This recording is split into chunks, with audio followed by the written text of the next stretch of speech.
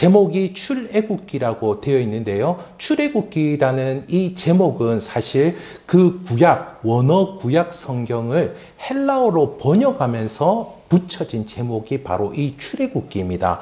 원래 이 책의 제목은 무엇이냐면요.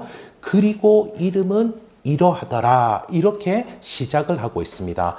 그리고 이름은 이렇게 시작을 하고 있는 책이 바로 이 출애굽기고요. 그 제목 역시도 그리고 이름은 이러하더라. 그게 이 책의 원래 제목입니다. 그리고라고 이렇게 시작하는 걸로 봐서는요. 분명히 이 책은 독립적으로 존재를 하지 않은 책이다라고 하는 것을 분명히 알 수가 있죠. 그 전 책이 무엇인지 너무 잘 알지 않습니까? 자, 그 전 책이 기도하신 분? 자, 대표 기도하신 분, 그 전 책이 무엇인가요? 출애굽기 앞에 있는 책이? 예, 출애굽기 앞에 있는 책이 무엇이죠? 예, 출애굽기 앞에 있는 책이? 예, 창세기이죠. 창세기. 어제 저녁에 제가 연습시켰는데, 또 까먹었나 봅니다. 그런데요, 이 창세기와 출애굽기, 이 역사적인 이 시간의 간격이 아주 멉니다. 책에서는 그냥 간단히 한 장만 넘기면 넘어가지만은요, 이 창세기와 출애굽기의 간격은 400년이라는 시간이 흐른 뒤였습니다. 그 뒤에 출애굽기가 쓰여진 것이죠. 그런데 여러분, 성경 이 말씀을 쭉 보면요, 성경 말씀이 쭉 이렇게 기록되었는데, 이렇게 시간의 간격이 큰 순간이 또 한 번 더 있었습니다. 언제였냐면요, 구약 성경이 쓰여지고 나서 그리고 나서 신약의 말씀이 있기까지 얼마나 걸렸냐면요. 비슷합니다. 똑같이 400년이 걸렸다라고 하는 것이죠. 그러니까요. 이 창세기와 출애굽기 그 사이에 400년, 그리고 여기에 이 400년, 이 하나님의 말씀이 없었던 그 큰 공백이 있었던 그 시절이 우리에게 주는 메시지가 분명히 있을 것입니다. 성경에서는 이렇게 오랫동안 기록되어지지 않은 그 시기를 통하여서 하나님의 어떤 분들은 침묵이다, 말씀이 없었던 암흑기다 이렇게 이야기하지만요. 그런데 우리는 구약 성경이 끝나고 신구약의 중간기가 있은 이후에 신약 성경에서 무엇을 볼 수가 있습니까? 신약 성경에서 우리는 놀라운 광경을 목격하게 되지요. 하나님께서 예수 그리스도 자신의 아들을 이 땅 가운데 보내시고 그 아들을 통하여서 사람들을 구원해 주시는 것을 우리는 볼 수가 있습니다. 바로 이 부분도 마찬가지입니다. 창세기를 넘어서 출애굽기를 넘어갈 때에도 하나님의 그 긴 공백 가운데에서 하나님은 자신의 백성들을 구원하기 위한 준비를 하고 계셨다라고 하는 것이죠. 이 순간을 위해서 하나님은 그들을 계속해서 돌보시고 지키시고 때가 되었을 때에 하나님을 섬기도록 그들을 불러주셨음을 우리는 볼 수가 있습니다. 지금도 마찬가지이죠. 이렇게 하나님은 우리의 구원을 위하여서 쉬지 않고 일하시는 하나님이십니다.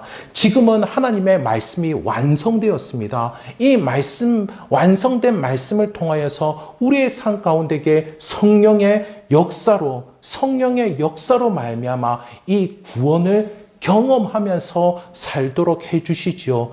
지금도 하나님은 그렇게 우리를 위해서 기도하시고 우리의 삶을 이끌어 가시는 하나님이십니다. 무엇을 위해서요? 무엇을 위해서요? 바로 구원을 위하여서, 우리의 구원을 위하여서 오늘도 일하시고 영원까지 일하실 그 하나님을 찬양하시는 저와 성도님들 되시기를 간절히 소원합니다. 그리고 그 다음에 나오는 것은 바로 이름입니다. 이름. 이어서 이름이 나오고 있습니다. 그들은 야곱 곧 이스라엘의 아들들이다. 이렇게 나오고 있죠. 여러분, 이 야곱이라는 이름만큼 인간적인 이름은 없을 것입니다. 바로 어떻게 보면은 이 이름이 아니고 좀 욕 같은데요. 이 야비한 놈, 이런 의미죠. 야곱의 의미가 이 야비한 놈, 이런 의미입니다. 그런데 하나님은 그를 이스라엘이라 불러주셨죠. 그 야곱이 하나님의 천사와 씨름하면서 하나님께 축복을 간절히 구하는 그 모습을 통해서 야곱이 회개했음을 우리는 창세기 32장에서 볼 수가 있습니다. 그런데 그렇게 하여서 하나님께서 그에게, 하나님과 함께하는 그에게 하나님께서는 축복을 해주시죠. 하나님과 겨루어 이겼다라는 그 의미를 가진 것이 바로 이스라엘이라는 이름입니다. 이렇게 하나님께 놀라운 축복을 받게 된 것이 바로 하나님의 계획이었고 하나님의 약속이 성취된 것임을 우리는 성경을 통해서 볼 수가 있는데요. 하나님은 인간들을 향하여서 계획을 가지고 계셨습니다. 창세기 1장 28절의 말씀을 보십시오. 창세기 1장 28절에 이렇게 나오고 있죠. 하나님이 그들에게 복을 주시며 하나님이 그들에게 이르시되 생육하고 번성하여 땅에 충만하라, 땅을 정복하라, 바닥의 물고기와 하늘의 새와 땅에 움직이는 모든 생물을 다스리라 하시니라. 하나님께서 인간을 만드실 때에 이와 같은 뜻, 의도, 계획을 가지고 만드셨습니다. 그런데요, 이 계획을 사람들로 하여금 알도록 하시기 위하여서 어떻게 하셨습니까? 이것을 약속하셨다라고 하는 것입니다. 계속 사람들은 하나님께로부터 멀어졌기 때문에 하나님은 사람들에게 이것을 약속하셨지요. 이 계획이 야곱에게도 약속되었음을 우리는 볼 수 있습니다. 야곱, 너의 삶에도 이 계획이 이루어지도록 할 거야 라고 하는 것이 바로 약속인 것이죠. 야곱이 야비하게 형을 속이고 도망치고 있을 때 이 약속을 해주셨습니다. 어떻게 이렇게 야비한 순간에 이렇게 약속을 해주실까요? 창세기 28장 14절 15절의 말씀입니다. 창세기 28장 14절 15절 말씀, 제가 한 절 여러분 한 절 읽도록 하겠습니다. 내 자손이 땅에 티끌같이 되어 내가 서쪽과 동쪽과 북쪽과 남쪽으로 퍼져나갈지며 땅의 모든 족속이 너와 내 자손으로 말미암아 복을 받으리라. 내가 너와 함께 있어 내가 어디를 가든지 너를 지키며 너를 이끌어 땅으로 돌아오게 할지라. 내가 내게 허락한 것을 다 이루기까지 너를 떠나지 아니하리라 하시니라. 아멘. 자, 여기서 보니까요, 야곱과 함께 있겠다. 그리고 그를 축복하시면서 하시는 말씀이 무엇입니까? 너의 자손들이 땅에 티끌과 같이 가득하게 하겠다 약속하여 주시는 것입니다. 우리가 앞서 봤던 창세기 1장 28절에 나오는 그 하나님의 계획과 똑같이요, 땅에서 번성하는 모습, 땅에서 가득해지는 그 모습을 똑같이 말씀하고 있다라고 하는 것입니다. 그래서 이 약속한 그것대로 지금 이루어지고 있는 모습을 우리는 확인할 수 있습니다. 그래서 이스라엘, 야곱의 12아들의 이름이 하나하나 열거되고 있는데요. 그리고 이름은 이러하니, 우리는 이름도 없이 또 알아주는 사람도 없이 살아갈 때가 있을 것입니다. 또 뿐만 아니라 어떻습니까? 신앙생활을 하고 있으면서도 기도를 해도 하나님께서 침묵하실 때가 있지 않습니까? 하나님도 나를 알아주시지 않는 것처럼 그렇게 여길 때가 있습니다. 하지만요, 여러분, 하나님은 어떠하신 하나님이시다라고요? 하나님은 계획하신 바를 우리에게 약속하여 주시는 하나님이십니다. 그리고 그 약속을 하신다라는 것은 무엇이죠?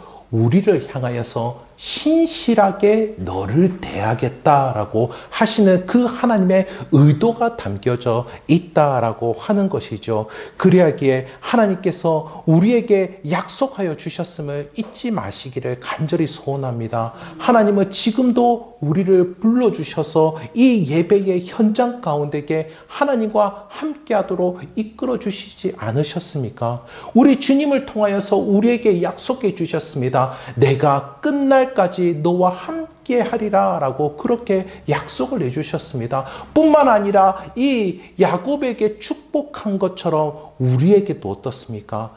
야비한 야곱에게도 약속해 주신 것처럼 죄인인 연약한 우리들에게도 하나님은 우리를 통하여서 하나님의 축복을 축복이라는 열매가 맺도록 해주겠다라고 그렇게 하시는 것입니다.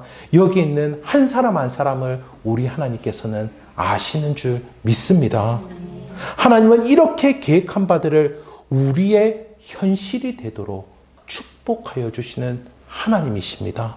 그 하나님을 믿고 의지하실 수 있기를 간절히 소원합니다. 약속하셨기에 신실하심이 우리와 함께할 줄 믿습니다.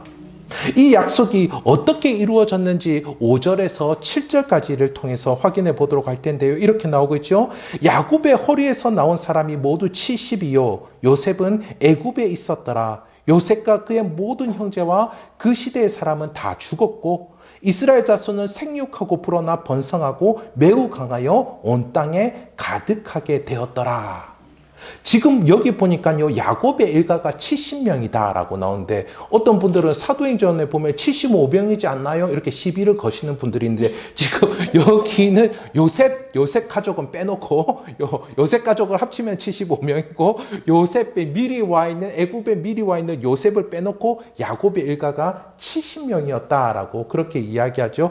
가나안 땅에 살다가, 이 아래쪽 나일강 밑에 있는 애굽으로 들어왔습니다.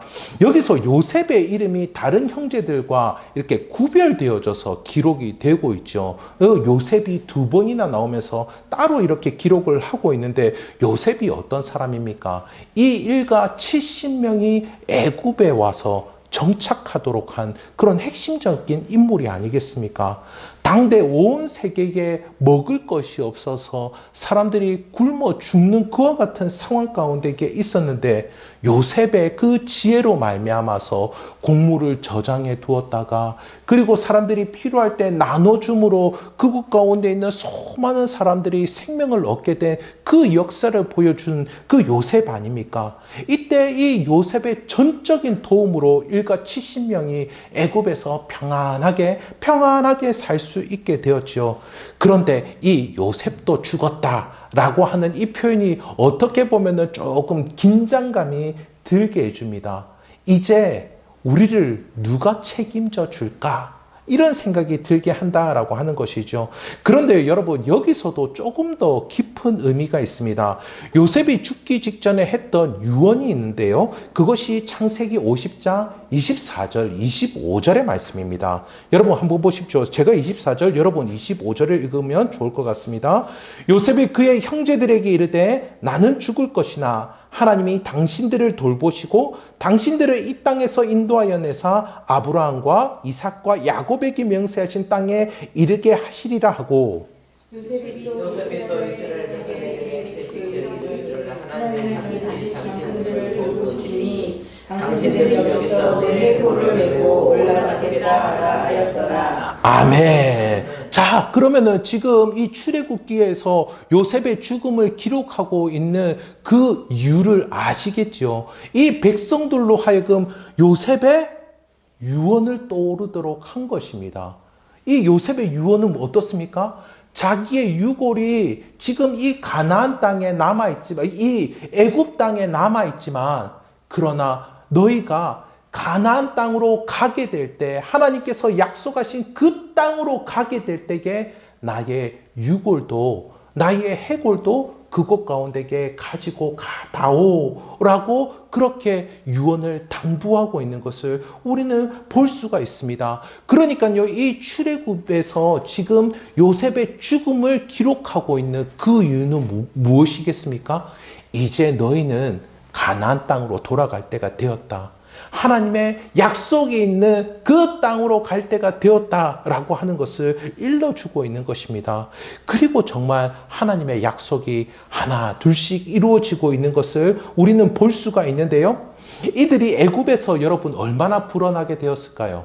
이들이 70명이 오지 않았습니까? 한 가문이 왔는데 우리는 이들에 대해서 이스라엘 민족이라고 부르지 않습니까? 한 가문이 민족이 되었다. 그렇게 이야기를 하고 있는데요. 그 구체적인 수치가 출애굽기 12장 37절에서 나오는데요. 장정이 60만 가량이요. 그렇게 이야기를 하고 있습니다.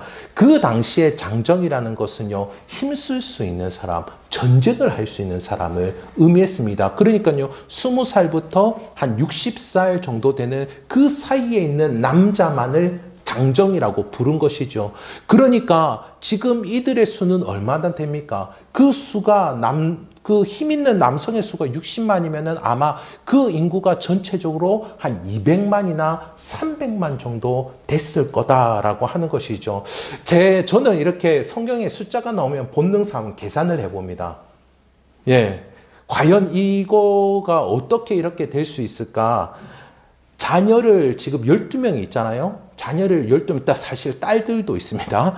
근데 여하튼 그 자녀가 12명이 있지 않습니까? 이 12명의 자녀 각각이 또 12명을 낳아야 되고, 그리고 그 각각이 한 사람 한 사람이 또 12명의 자녀를 낳아서 한 5세대 정도가 지나면은 한 200만 이렇게 넘더라고요.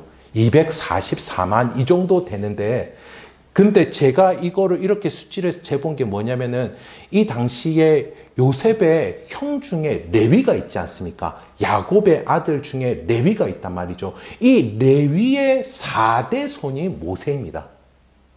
그러니까 5대 손에 200만 정도 계산이 나오는데 12명씩 낳아야지. 12명씩 낳고 죽지 않아야지. 이 정도 숫자가 되는데, 그러니까 엄청나게 인구가 불어나고 있는 것이죠. 퍼센테이지로 따지면은 1200%입니다. 여러분, 이게 실감나지 않으실 텐데 아마 우리 권사님은 이렇게 쭉 우리나라 역사를 보시면서 아실 겁니다.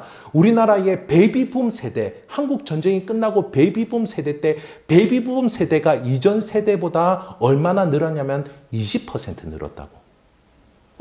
그 다음에 60년대 후반, 70년대 초반, 그때에는 20%는까지는 아니지만은 그래도 15% 이상 그렇게 늘었다고 했는데, 지금 여기는 한 세대가 지날 때마다 1200%씩 늘었다라고 하는 거죠. 와, 이게 사람이 애를 낳는다고 해가지고 이렇게 낳을 수가 있겠습니까? 사람의 힘으로는 도무지 할 수 없는 그러한 일이지 않겠습니까?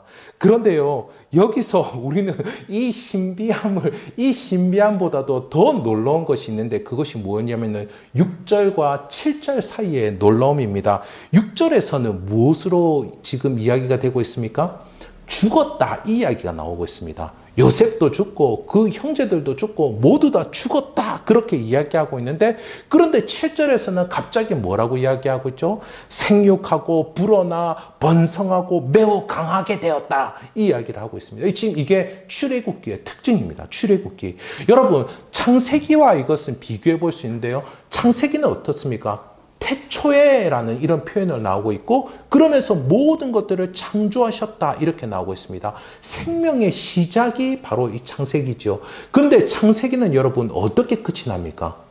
창세기는 어떻게 끝이 나면 앞서 본 것처럼 요셉이 유언을 했다. 그것이 50장이지 않습니까? 요셉의 죽음으로 끝이 납니다. 유력한 이의 죽음으로 끝이 낸다는 거죠. 그러면은 하나님의 말씀은 죽음으로 끝인가? 그게 아니다라는 거죠. 출애굽기에 들어서 어떻다라는 것입니까? 다시 한 번 더 이 요셉의 죽음을 이야기하면서 7절에서 죽음으로 끝이 아니다, 생명으로 다시 산다, 이 이야기를 하는 것입니다. 다시 사는 정도가 아니고 매우 강하게 되고 온 땅에 가득하게 된다, 그렇게 말씀하고 있습니다. 어디서, 그런데 여러분, 또 이와 같은 놀라운 생명의 역사뿐만 아니라 이런 일이 어디서 일어나게 된다고 말씀하고 있죠? 약속의 땅 가나안 땅에서 이런 일이 일어나게 된다고 말씀하고 있나요? 그렇지 않습니다. 물론 가나안 땅에서도 축복을 얻게 되겠지만 이와 같은 하나님의 역사를 어디서 경험한다고요? 애굽에서 경험한다라고 하는 것입니다. 그 전까지 모든 사람들이 죽었던 곳, 그곳이 애굽이지 않습니까? 그런데 애굽에서 다시 살아나는 그 말씀, 애굽에서 다시 살아나는 그 말씀이 출애굽기다라고 하는 것이죠. 여러분, 이 말씀이 우리에게 알려주는 바가 너무 크고 매우 중요한 줄 압니다. 우리가 살아가는 이 땅은 어떻습니까? 죽음이 지배하지 않습니까? 그래서 여러분, 우리는 아프고 슬프고 고달프지 않습니까? 그리고 배고프지 않습니까? 제가 너 요즘에 배고프다는 소리를 너무 많이 들어가지고요. 하지만 어떻습니까? 이런 곳에서도 생명의 역사를 경험할 수 있다라고 하는 것이죠. 이런 곳에 생명이 있다, 그렇게 말씀해 주고 있습니다. 그리하게 여러분 어떻습니까? 우리는 이 땅 가운데에서도 영원한 생명이신 우리 주님과 동행하고 있지 않습니까? 우리 주님과 동행하며 성령의 역사로 그 생명력을 경험하고 있지 않습니까? 그 생명력으로 말미암아서 여러분, 우리는 하나님과 교제하면서 하나님의 사랑을 경험하고 거룩이 무엇인지를 알게 되죠. 그리고 그 거룩함을 신령한 축복 가운데에서 지켜나가는 그와 같은 복된 삶을 살게 되는 것이 우리의 모습이죠. 이런 영원한 생명의 일들이 이 땅에 살아가고 있는 저와 성도님들의 삶 가운데에 함께하게 되기를 간절히 소원합니다. 그런데요, 본문에서 정말 긴장이 되는 요소는 무엇이냐면은 요셉을 알지 못하는 새 왕이 일어나게 되었다라는 것입니다. 요셉을 알지 못하는 새 왕. 여러분, 이 안다라는 단어가 구약 성경에는 굉장히 중요한 단어입니다. 거의 1000번 정도 나오고요. 지금 이 출애굽기 1장에서 14장까지는 이 짧은 장 가운데서 20번이나 나오고 있는 것이 이 안다라는 그 단어입니다. 이 안다라는 단어는 많이 들어보셨을 것입니다. 이름이 뭐고 집이 어디고 전화번호가 뭐냐, 그것을 안다라고 이야기하지 않죠. 이 늘 안다라는 표현을 보면은 다른 이렇게 어휘들과 함께 나오는 것들을 보게 됩니다. 듣다, 보다, 이거와 함께 안다가 나옵니다. 그러니까 이거는 무엇입니까? 들어서 안다, 봐서 안다라고 하는 것이죠. 그러니까 체험하고 경험해서 안다라는 뜻입니다. 근데 여러분, 체험하고 경험해서 알게 되면은 어떻습니까? 이 안다라는 단어는 조금 더 확장해서 쓸 수 있습니다. 어떻게요? 인정한다, 사랑한다, 이렇게도 쓸 수 있는데요. 여러분, 누군가와 일을 함께 해보신다라고 해보십시오. 일을 함께하고, 그 사람이 일을 이렇게 하는구나, 이 일하는 성향이 이렇구나. 그 옆에 와서 누군가 물어보죠. 저 사람 어때요? 이렇게 이야기하면은 어떻게 대답할까요? 저 사람 제가 너무 잘 알죠? 이렇게 대답합니다. 그 말은 무엇입니까? 저 사람 일 잘하는 거 제가 인정합니다. 그 이야기죠. 제 사람 제가 너무 잘 알죠? 저 사람 정말 그 일을 하는 데 있어서는 일각견합니다. 그 이야기지 않겠습니까? 뿐만 아니라 어떻습니까? 또 이 단어는 사랑한다라는 그런 의미로도 볼 수 있죠. 연인 사이에 이렇게 이야기하지 않겠습니까? 물론 여기 있는 대상자가 없겠지만 여러분도 상상해 보시기 바랍니다. 오빠는 내 마음 잘 알아, 그치? 오빠는 내 마음 잘 알아, 그치? 이 말은 나도 오빠도 우리 서로 사랑한다라고 하는 것이죠.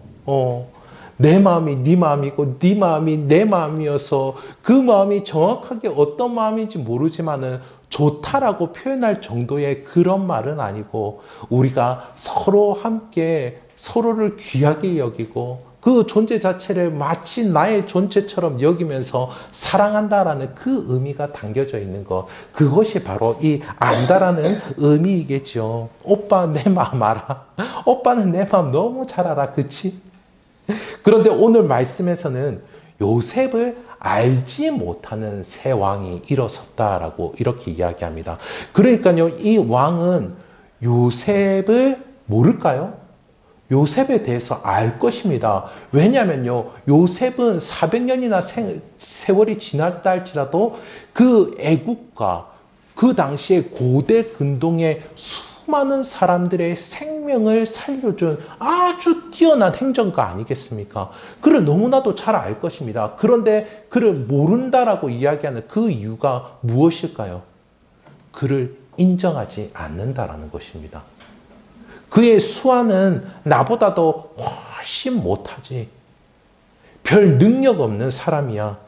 지금 그 사람이 있어봤자 무엇을 할 수 있겠어? 요셉을 별 대수롭지 않게 생각하는 왕이 등장했다라고 하는 것입니다. 그렇다면 여러분 한번 생각해 보십시오. 이제 이 요셉의 민족, 이 이스라엘 민족이 이전까지 애굽에서 누려왔던 프리미엄 없습니다. 아주 좋은 땅, 고센 땅에서 지내고 있지 않습니까? 그런 것은 없다라고 하는 것이죠. 이방인으로서 철저히 차별받게 되는 모습 가운데에 이르게 되는 것입니다. 이게 어떻게 이 세왕이 일어나서 어떻게 하죠? 이 세왕은 이스라엘 자손을 노예로 부려먹고 있는 것을 우리는 볼 수 있습니다. 10절을 한번 보도록 하겠습니다. 왕이 이렇게 이야기하죠. 자, 우리가 그들에 대하여 지혜롭게 하자. 두렵건대 그들이 더 많게 되면 전쟁이 일어날 때 우리 대적과 합하여 우리와 싸우고 이 땅에서 나갈까 하노라 하고, 이 세왕에게는 이스라엘의 백성이 이렇게 급격하게 많아지는 것이 큰 두려움의 요소, 큰 부담거리였을 것입니다. 그렇다면 이 이스라엘 자손을 내쫓아 버리면 되지 않겠습니까? 지금도 좀 사는 나라가 어떻게 합니까? 이빈자를 추방하고 있는 모습을 볼 수가 있죠. 그렇게 하면 되지 않겠습니까? 하지만은 이 왕은 정반대라고 하는 것이죠. 아, 저기 있는 저 사람들을 나를 위해서 저들을 사용한다라면은 얼마나 내가 위대해질 수 있을까? 나를 위해서 사용한다라면 우리나라가 얼마나 강력해질 수 있을까? 그래서 자신과 자신의 나라를 위해서 이들을 부려먹을 생각을 하고 있었다라는 것입니다. 노예로요. 11절을 보도록 하겠습니다. 감독들을 그들 위에 세우고 그들 위에 무거운 짐을 지어 괴롭게 하여 그들에게 바로를 위하여 국고성 비동과 람셋을 건축하게 하니라. 이 노예로 부려먹기 위해서 그들을 괴롭게 하고 엄하게 하였다. 여기서 엄하게 한다라는 그 단어가 무엇이냐면 완전히 짓이겨 버린다. 가루로 만들어 버린다. 그런 의미입니다. 그러니까 노예 중에서도 진짜 싹 노예인 거죠. 근데 여러분 여기서 볼 수 있는 것은 무엇이냐면요. 바로는 자신이 알든지 모르든지 하나님을 대적하고 있다라는 겁니다. 여러분, 우리도 위정자들의 모습을 보면요. 그들이 하나님을 알든지 모르든지, 심지어 어떤 이들은 목사를 불러가지고 하나님을 예배하고 있으면 예배한다라고 이야기함에도 불구하고 자신이 하는 정책과 행동들이 하나님을 대적하는지 모르는 그런 사람들도 있더라고요. 이 바로 역시 그렇습니다. 하나님이 택한 백성들에게 하나님의 축복을 빼앗으려고 하는 것이죠. 이 바로의 본색이 무엇입니까? 이 이스라엘 자손들이 하나님을 섬기지 못하도록 하는 것입니다. 그 대신에 어떻게 합니까? 그 대신에 자신을 섬기도록 만든다라고 하는 것이죠. 지금의 우리 역시 분별해야 될 것입니다. 하나님을 섬기지 못하도록 하는 것의 특징이 무엇인지가 여기 너무나 잘 나타나 있죠. 그 특징은 무엇입니까? 우리를 노예 삼으려고 한다라는 것이죠. 우리를 엄하게 짓이겨 버리려고 한다라고 하는 것이죠. 행여 우리의 삶 가운데에 하나님을 예배하는 데 있어서 방해하는 것, 우리의 마음을 빼앗고 있는 것이 있다면은 그것에 종노릇하도록 만들려고 우리를 붙잡고 있다는 그 사실을 반드시 기억하실 수 있기를 간절히 소원합니다. 경각심을 가져야 할 것입니다. 하지만요, 이 이스라엘 자손은 어떻습니까? 학대를 받으면 받을수록 더 번성하고 있는 그 모습을 볼 수가 있습니다. 여러분, 이스라엘 자손은 어떻습니까? 지금 이 순서를 보니까요, 이 이스라엘 백성들이 하나님의 약속에 따라 크게 번성합니다. 그러니까 바로가 어떻게 합니까? 그들을 어때요? 허목한 건축 현장에다가 투입을 하죠. 그런데 이들이 또 다시 번성합니다. 그러니까 바로가 어떻게 합니까? 흙 이기기, 벽돌 만들, 벽돌 굽기, 온갖 농사일에 다 동원해 버립니다. 또 압제를 하고 있죠. 나중 오늘 읽은 본문은 아니지만요. 이 1장에서 2장을 넘어갈 때는 이런 내용이 나옵니다. 이들이 또다시 번성을 하니까요. 어떻게 합니까? 태어나는 남자아이를 모두 다 죽여버리려고 하는 그 모습을 볼 수 있죠. 홀로코스트, 인종 말살 정책을 피고 있다라고 하는 것입니다. 여러분, 이게 어떻습니까? 번성하면 압제하고, 번성하면 압제하고, 번성하면 압제하고, 그러면 막 압제가 최종적인 결론일까요, 여러분? 압제가 최종적인 결론일까요? 여러분, 시편 30편 5절을 여러분 한번 확인해 보시기 바랍니다. 다 함께 읽도록 하겠습니다. 시편 30편 5절입니다. 그의 노염은 잠깐이요 그의 은총은 평생이로다. 저녁에는 울음이 깃들일지라도 아침에는 기쁨이 오리로다. 아멘. 여러분, 압제의 기간은 잠깐입니다. 압제의 기간은 잠깐이죠.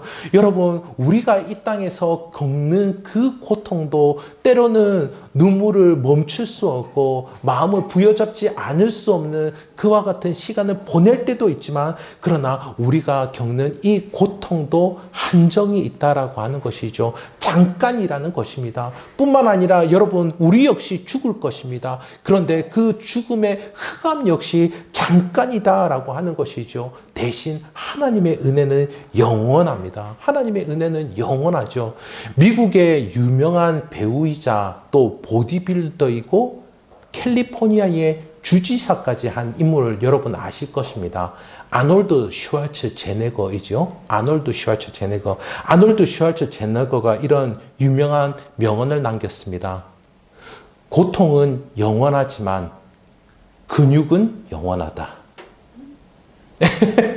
다들 어이없어 하시는 것 같은데 고통은 잠깐이지만 근육은 영원하다.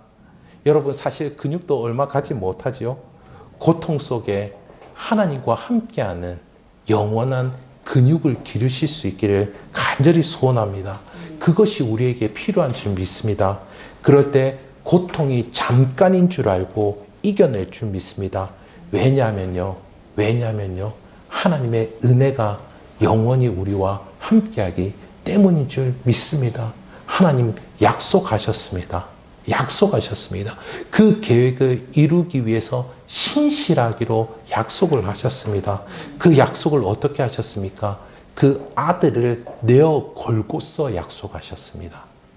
우리 예수님을 십자가에 내어 걸고서 약속하셨다는 그 사실을 잊지 마시기를 간절히 소원합니다. 말씀을 맺도록 하겠습니다. 오늘 우리는 하나님께서 펼치시는 구원의 시작을 보았습니다. 지금도 애국과 같은 현장을 살고 있는 그 가운데에서 하나님은 일하고 계십니다. 계획하신 바를 이루실 그 신실함으로 함께하고 계십니다. 그리하기에 구원의 하나님을 바라보며 앞으로도 받을 은혜들을 기대하시는 여러분들이 되시기를 우리 주님의 이름으로 축복합니다.